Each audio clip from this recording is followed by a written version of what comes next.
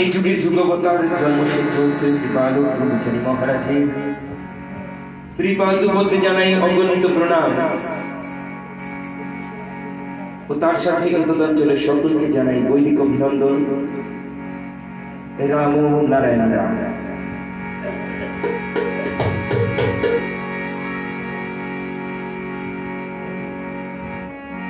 মহামন্ত্র দাতা তিনি ब्रह्म ज्ञान दाता गुरु जीवेर त्राता हो गुरु पिता माता गुरुर देवा बीज मंत्र सर्वदा करो शरण भजो रे मन सदा गुरुर चरण।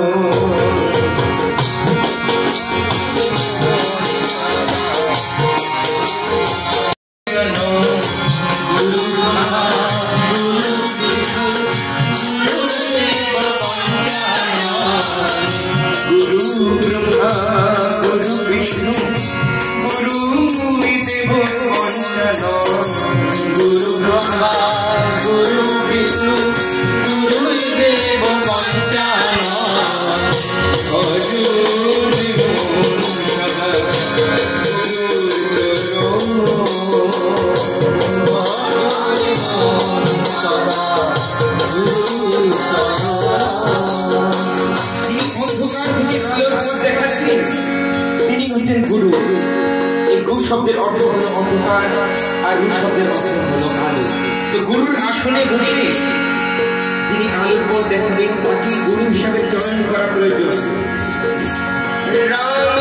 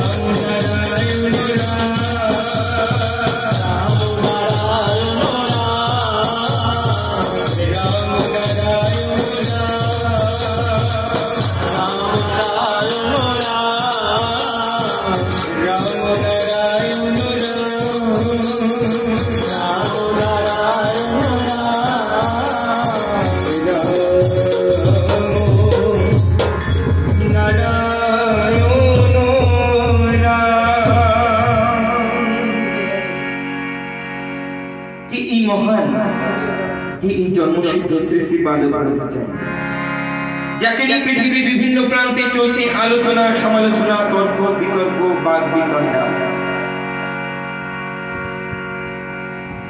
সকল বিতর্কের কেন্দ্রবিন্দু যিনি জাতি ধর্ম দল মত নির্বিশেষে সবাইকে ডাক দিয়ে বললেন, আমি তোমাদের এই পৃথিবীতে কোনো তথাকথিত ভগবান অবতার বলতে আসিনি। যেখানে আজকে পৃথিবীর যেখানে তাকাবেন সর্বত্র চলছে ইন্ডিভিজুয়ালিজমের খেলা। লুক এট মি, আমাকে দেখো আমি কি করি। সেই পৃথিবীতে দাঁড়িয়ে একমাত্র ব্যতিক্রম বালক ব্রহ্মচারী মহারাজ, যিনি সকলকে নিয়ে মাঠে নামতে চাইলেন, সকলের জন্য দিলেন এক সার্বজনীন প্ল্যাটফর্ম, সন্তান দল। প্রয়োজনে সন্তানগণ, সন্তান সেনানী, সন্তান বাহিনী, সন্তান পরিবারও বটে। আসল তত্ত্বটা হলো আমরা সকলে একই সূর্য পিতা এবং ধরিত্রী মাতার সন্তান।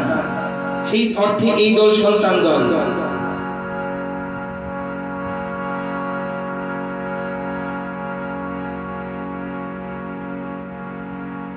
তাই সন্তান দলের পরিচিতি দিতে গিয়ে গানের ভাষা বলি, শোনো রে সন্তান দল আছে পরিচিতি রাজনীতি করে না রে করবে নীতি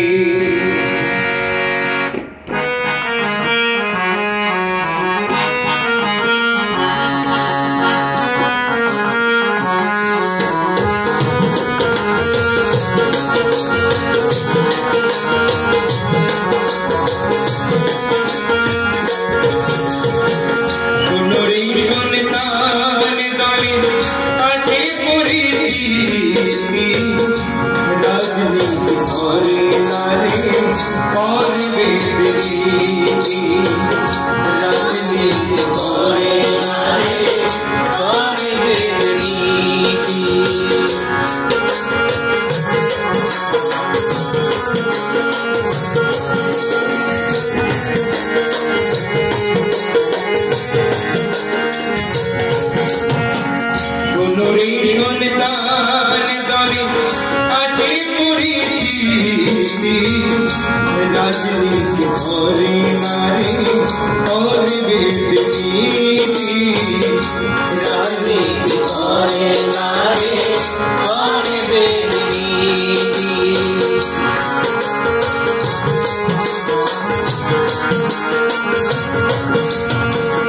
आकाश बातास डोलते बेদের কথা সর্বজীবের জীবন দেখো হাসি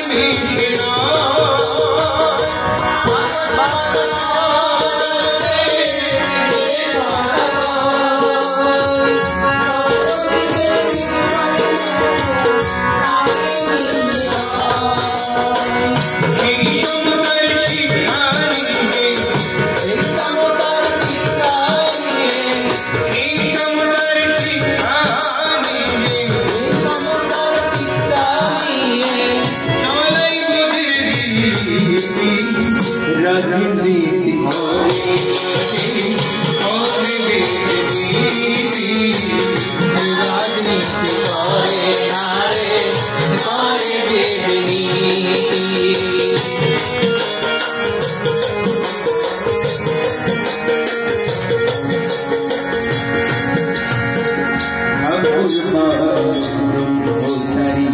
बोले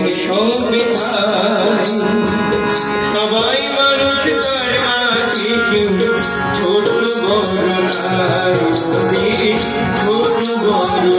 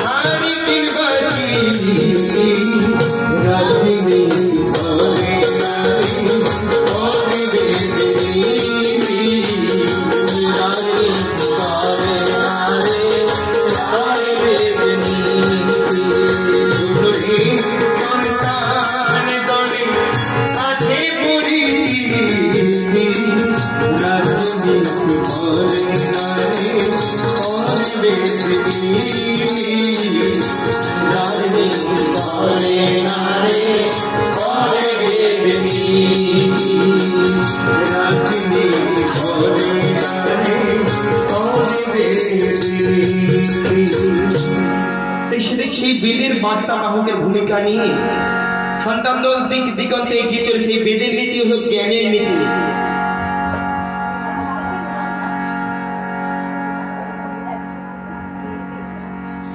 কারণ আজকের দিনে এই প্রকৃত জ্ঞান এর বড় অভাব। কারণ আজকের দিনে আমরা সঠিক ধর্ম চর্চা করিনি, সঠিক গুরুর সন্ধান পাইনি, যার জন্য এই ধর্মের আসনে যারা যারা বসে আছেন তারা ধর্মের নামে অপধর্ম বা ধর্মের অপব্যাখ্যা দিয়ে এই ধর্মকে বিষক্রিয়া তৈরি করেছে। কথায় আছে খাঁটি খাবার খেলে শরীর স্বাস্থ্যবান হয়, সেই খাবার যদি নষ্ট হয়ে যায় তা খেলে যেমন অসুস্থ হব, ঠিক একইভাবে খাঁটি ধর্ম চর্চা করলে হব ধার্মিক। আর যেহেতু ভেজাল ধর্ম চর্চা করছি তাই জন্য সমাজে যেদিকেই তাকাবো আমরা ওরা করতে করতে আজকের এই অবস্থা, আজকের এই সাম্রাজ্যবাদ। তাই সন্তানগণ সেই সঠিক বার্তা দেওয়ার জন্য আপনাদের দরবারে আজ উপস্থিত। আর যেহেতু গুরু জানান দিয়েছে সেই আসল তথ্য, গুরুর ব্রহ্মা গুরু বিষ্ণু গুরু দেব মহেশ্বর গুরু সাক্ষাৎ পরম ব্রহ্ম তস্मै শ্রী গুরবে নমঃ। ওম গুরুর আদি নাদিশ্চ परम दैवतम गुर पर करन नास्ति तस्मै श्री गुरवे नमः। गुरु पिता गुरु माता गुरु गुरु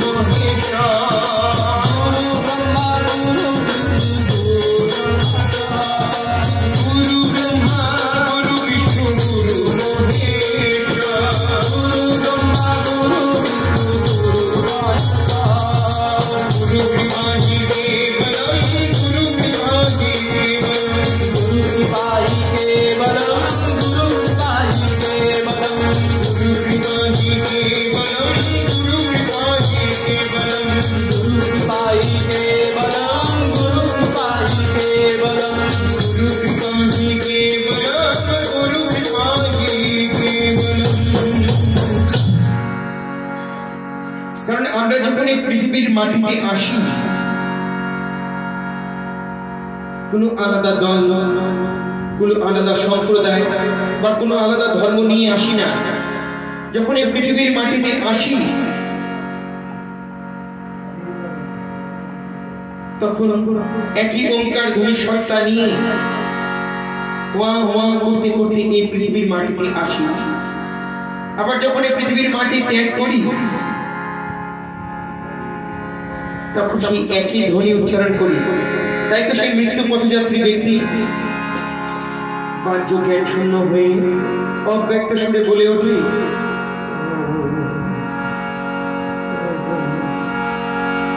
পিতা বলছেন তোমাদের আসা আর যাওয়াই প্যাকেজটা খুব সুন্দর, একদম সিস্টেমের মধ্যে বাঁধা, শুধু তোমাদের মাঝের সময়টুকু বলবে। তাই সেই মাঝের সময়ের জন্য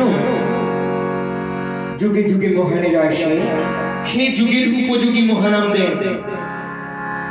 তাই সত্য যুগে আলাদা নাম, ত্রেতায় আলাদা নাম, দ্রাপরে আলাদা নাম, কলিতে আলাদা নাম। আজ থেকে আনুমানিক 538 বছর পূর্বে মহাপ্রভু শ্রী চৈতন্য দিয়েছিলেন তারক ব্রহ্ম নাম। হরে কৃষ্ণ হরে কৃষ্ণ কৃষ্ণ কৃষ্ণ হরে হরে, হরে রাম হরে রাম, রাম হরে হরে, হরে কৃষ্ণ হরে কৃষ্ণ, কৃষ্ণ কৃষ্ণ হরে হরে, হরে রাম হরে রাম, রাম রাম হরে হরে,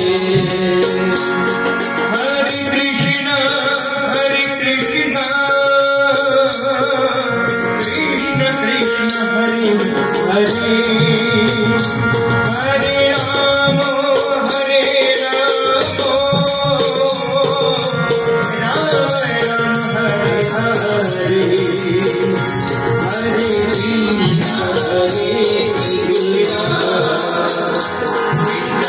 কৃষ্ণ হরে হরে, হরে রাম হরে রাম, রাম রাম হরে হরে, হরে কৃষ্ণ হরে কৃষ্ণ, কৃষ্ণ হরে হরে,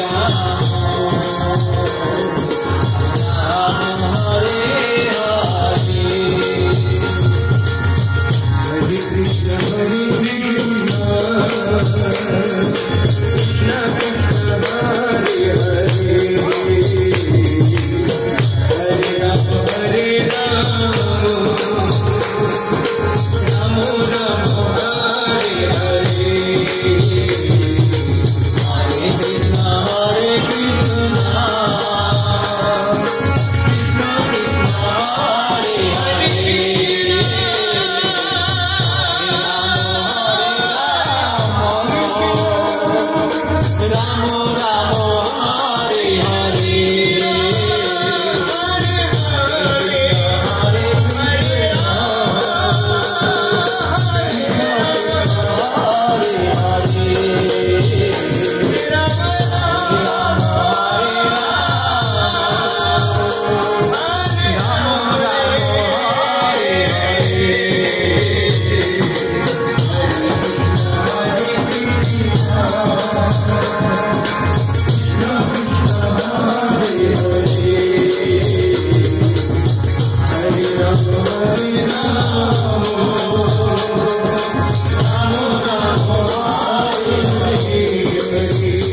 কৃষ্ণ হরে এই হরিনাম করতে করতে মহাপ্রভু ভারতবর্ষ পায়ে হেঁটে 3 বার প্রদক্ষিণ করলেন।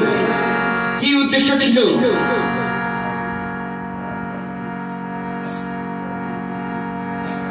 উদ্দেশ্য ছিল এই হরিনামের মধ্যে যে অন্তর্নিহিত ওঙ্কার ধ্বনির সত্তা, মহাপ্রণব ধ্বনির মহামন্ত্র, একতার ধ্বনি যাতে সকলের মধ্যে পৌঁছায়, জাতি ধর্ম দল মত নির্বিশেষে সবাই যেন একত্রিত হয়ে বলে ওঠে হরে কৃষ্ণ।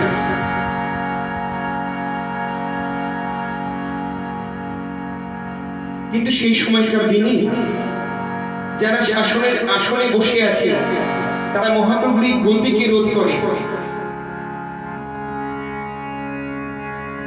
তিনি আগাম জানতে পেরে তার মামা বিষ্ণুদাস ঠাকুরকে তাই কথা দিয়েছিলেন, মামা তোমারই বংশের ত্রয়োদশ উত্তর পুরুষে আমি আবার রাখবো ভাগ্নে রূপে।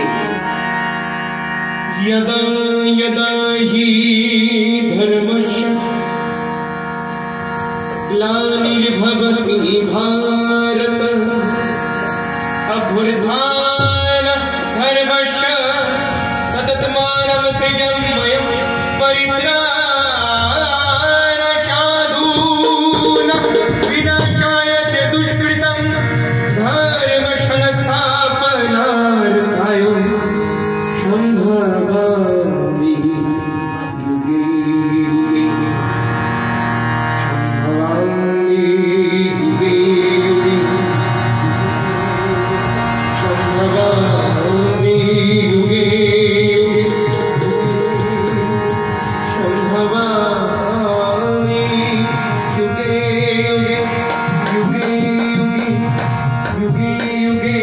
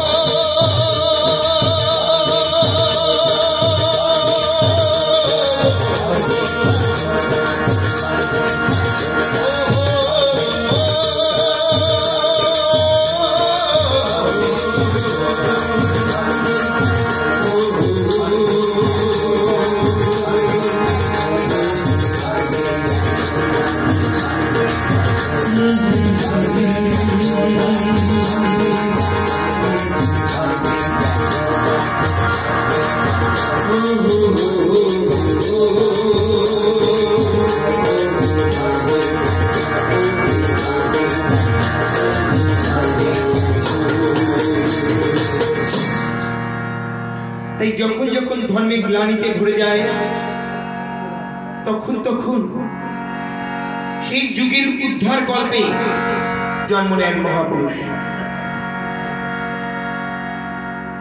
তাই এই যুগের শেষ পর্যায়ে আসলেন জন্মসিদ্ধ শ্রী বালক ব্রহ্মচারী মহারাজ। তিনি সকলের উদ্দেশ্যে, সর্বসাধারণের উদ্দেশ্যে জানান দিলেন এক মাভুই বাণী।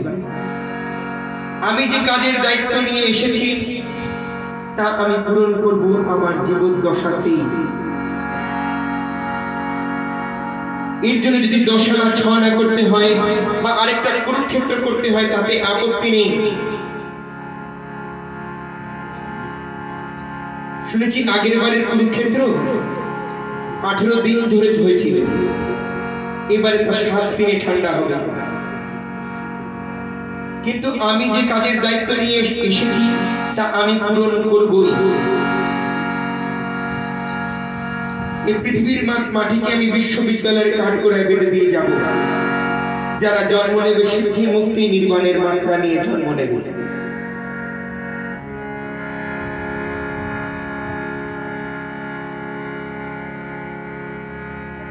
আমি সব ঘরের দেওয়াল ভেঙে দিয়ে যাব, সব সীমানার গণ্ডি মুছে দিয়ে যাব। কারণ এই ঘরের দেওয়াল হলো মনের দেওয়াল।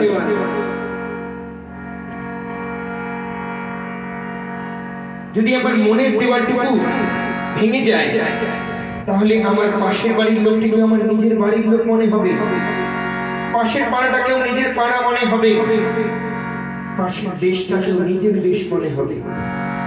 তখন আপসে দুনিয়ার চেহারা পাল্টে যাবে, আলাদা করে কিছু করার দরকার পড়বে না। শুধু আমরা গুলিয়ে ফেলি এই মন আর বিবেকের মধ্যে পার্থক্যটা। মন হলো চঞ্চল আর বিবেক হলো স্থির।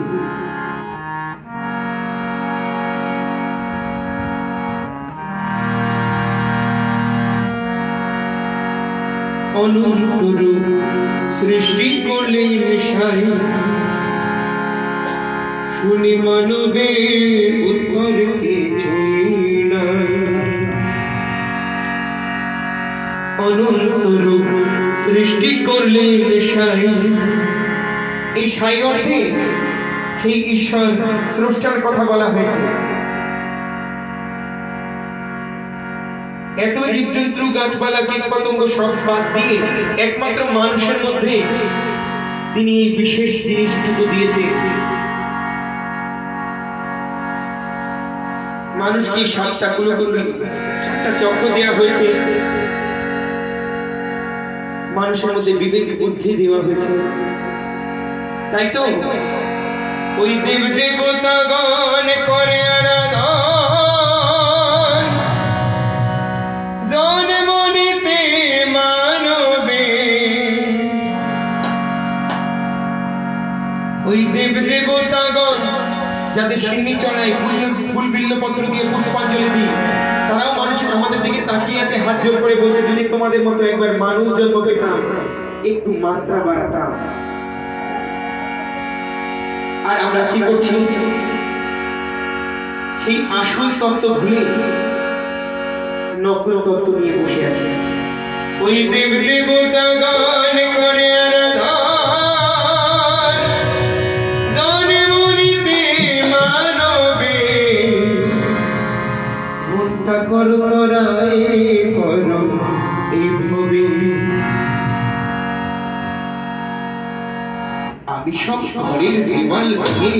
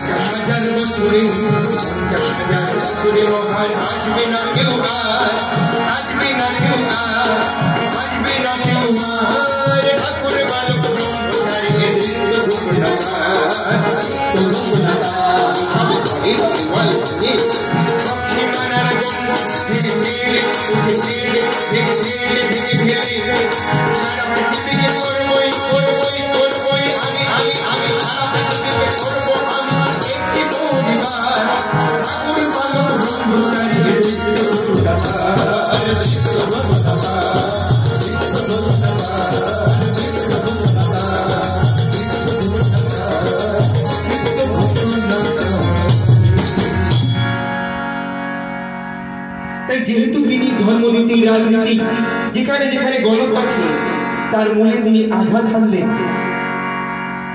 তাই কিছু সংখ্যক মানুষের কাছে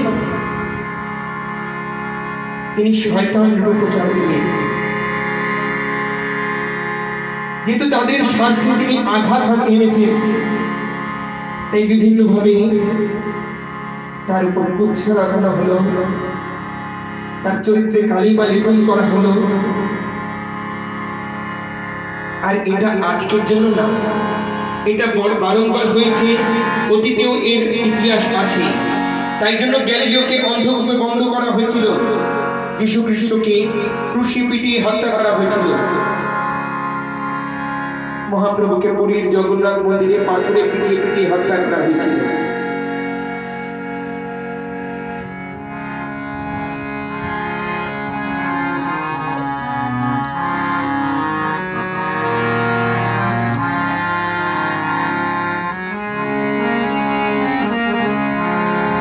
এই পরমপিতা জন্মসিদ্ধ ঠাকুর শ্রী শ্রী বালক ব্রহ্মচারী মহারাজের ক্ষেত্রে তার ব্যতিক্রম হয়নি।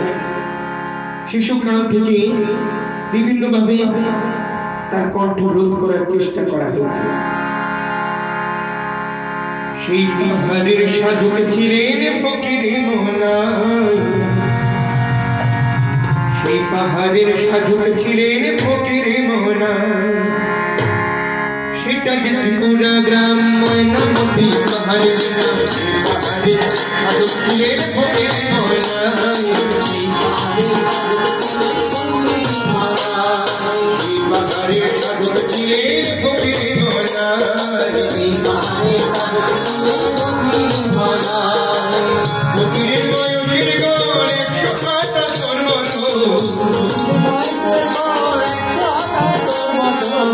ফকিরের বয়সের গড় 177 বছর।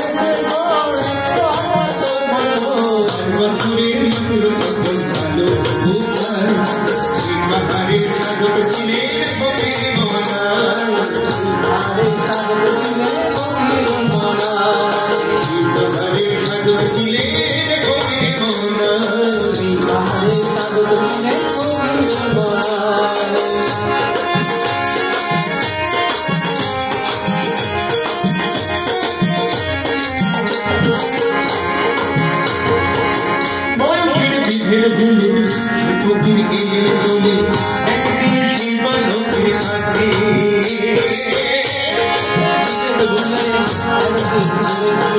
একদিন সেই বালকের কাছে এসে করে দীক্ষা দে তুই কি নাম নিবি রে এসে করে দীক্ষা দে তুই কি নাম নিবি রে ধন তোর কাছে ধন তোর কাছে আলো কোথায় দীক্ষা দেয় মনে দীক্ষা দেয় আলো কোথায় দীক্ষা দেয় আলো কোথায় দীক্ষা দেয় মনে দীক্ষা দেয় আলো কোথায় দীক্ষা দেয় মনে দীক্ষা দেয় আমি বন্ধু বলি আরাধনা আরাধনা আরাধনা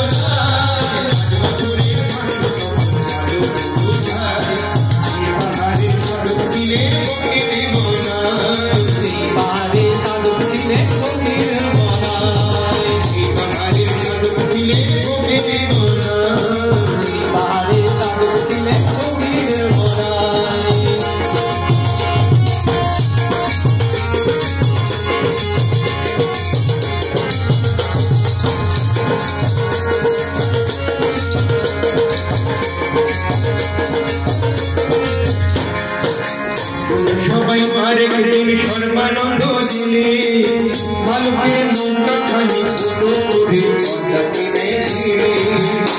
সবাই মারে গেলেন সর্বানন্দ দিলে ভালো করে নৌকা খানি করে পরে চুপি চুপি এসে দেখে ভালো করে বসে দূরে তাকে আছে আমার দৃষ্টি মিলে দূরে তাকে আছে আপনার দৃষ্টি মিলে দূরে তাকে আছে আপনার দৃষ্টি মিলে দূরে তাকে আছে আপনার দৃষ্টি মিলে বালকের নৌকা খানি করে মিলে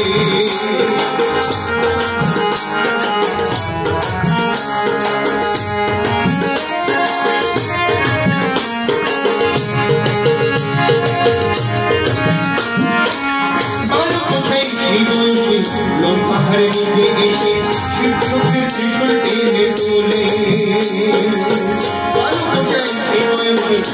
পাহাড়ে নিচে এসে শিক্ষকের ত্রিশূল টেনে তোলে ওই পাহাড়ে কাঁধ যত ওই পাহাড়ে মানুষ কত ওই পাহাড়ে কাঁধ যত ওই পাহাড়ে মানুষ কত ওই বালকের ভক্ত তারা বলে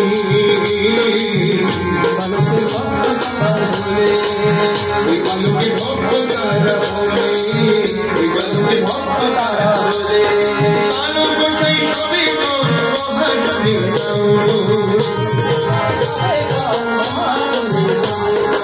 আলো কোথায় সবে ভাষণে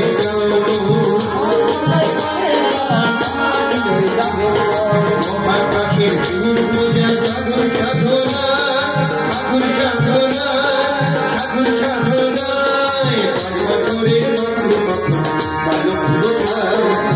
পাহাড়ের সাধু ছিলেন ফকির মনা পাহাড়ের সাধু ছিলেন ফকির মনায় এটা ত্রিপুরা গ্রাম ময়নামতি পাহাড়ের নাম পাহাড়ের সাধু ছিলেন ফকির মনায় পাহাড়ের সাধু ছিলেন ফকির মনায় পাহাড়ের সাধু ছিলেন ফকির মনায় পাহাড়ের সাধু ছিলেন ফকির মনায় পাহাড়ের সাধু ছিলেন ফকির মনায়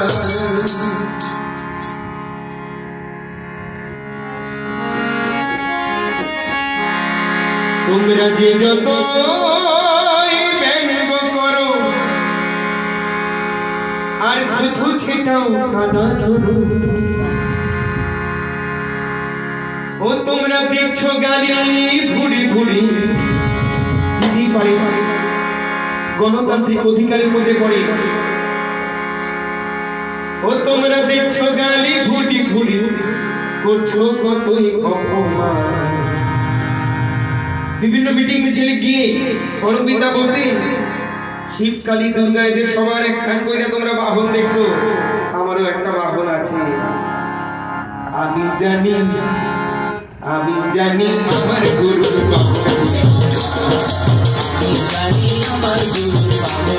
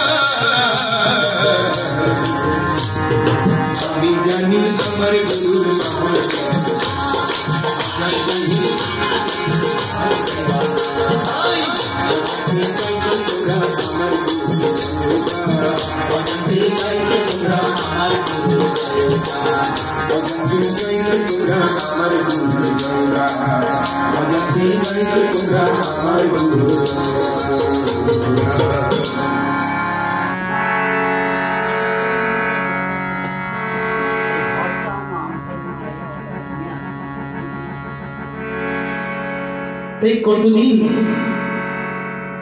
এইভাবে জানানোর উদ্দেশ্যে আপনাদের দরবারে উপস্থিত হতে পারবো ঠিক জানা নেই। শেষ মিটিংয়ে পরম পিতা জন্মসিদ্ধ ঠাকুর শ্রী শ্রী বালক ব্রহ্মচারী মহারাজ বললেন, আমি এখনো যদি মাঠে না নামি আমি আমার সন্তানদের কাছে কি কৈফিয়ত দেব?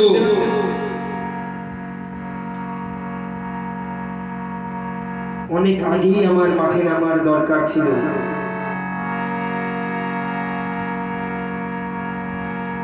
একটু সুস্থ হয়ে ফিরে আসি, সকলকে এক সুসংবাদ দেব। এছাড়াও বিভিন্ন জায়গায় মিটিং মিছিলে বলতেন, আমি যেদিন মাঠে নামবো আমি আমার 3 কোটি সন্তান নিয়ে মাঠে নামবো।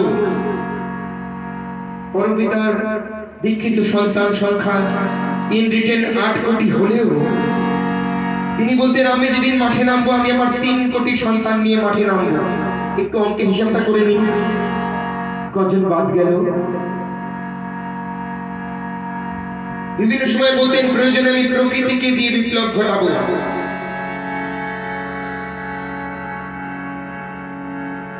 একটু সংবাদ মাধ্যমে চারিপাশের অবস্থা দেখলে বুঝতে পারবো এক বিরাট কিছু পরিবর্তন চলছে।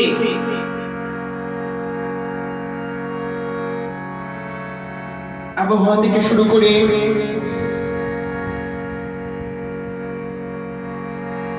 যেদিকে তাকাবো বোঝা যাবে এক পরিবর্তনের হাওয়া। প্রকৃতি এবার ধরছে হাতিয়ার,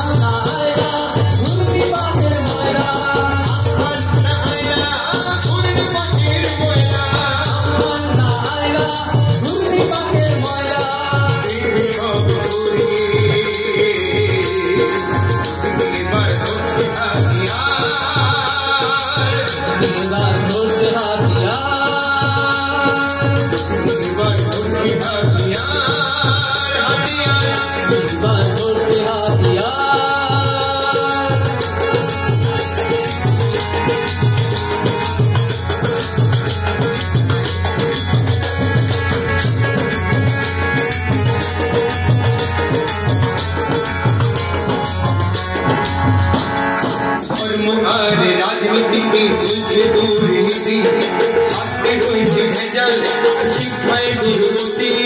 ধর্ম আর রাজনীতিতে তুলছে দুর্নীতি, হাতে রয়েছে ভেজাল আর শিক্ষায় দুর্গতি। পূর্ণ ব্রহ্ম মানব ঠাকুর করেন সাবধান, পূর্ণ ব্রহ্ম মানব ঠাকুর করেন সাবধান। এবার মহাপ্রলয় হবে তার পরিণাম, হবে তার পরিণাম, হবে তার পরিণাম। এবার হচ্ছে হাতিয়ার, এবার হচ্ছে হাতিয়ার, এবার হচ্ছে হাতিয়ার, এবার হচ্ছে হাতিয়ার।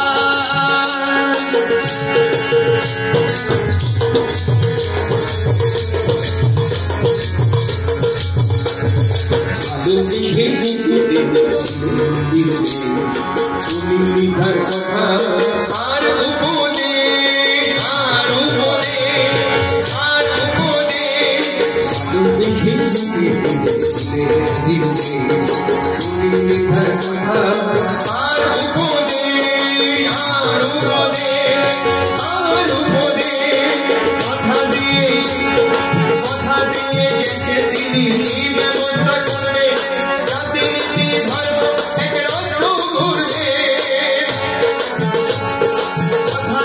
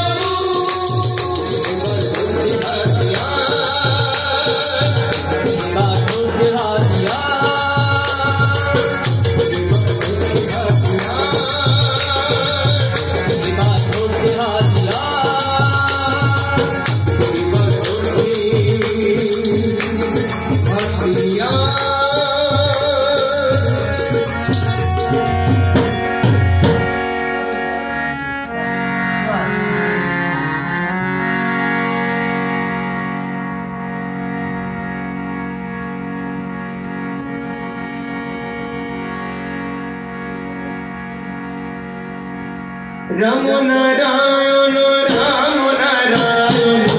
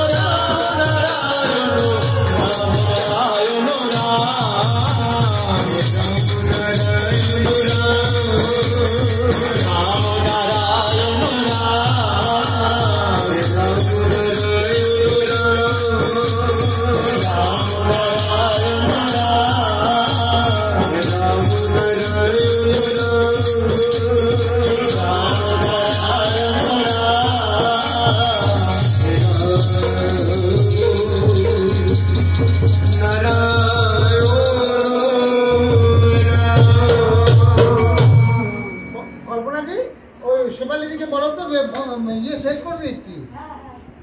জন্মসিদ্ধ ঠাকুর শ্রী শ্রী বালক ব্রহ্মচারী মহারাজ, জন্মসিদ্ধ ঠাকুর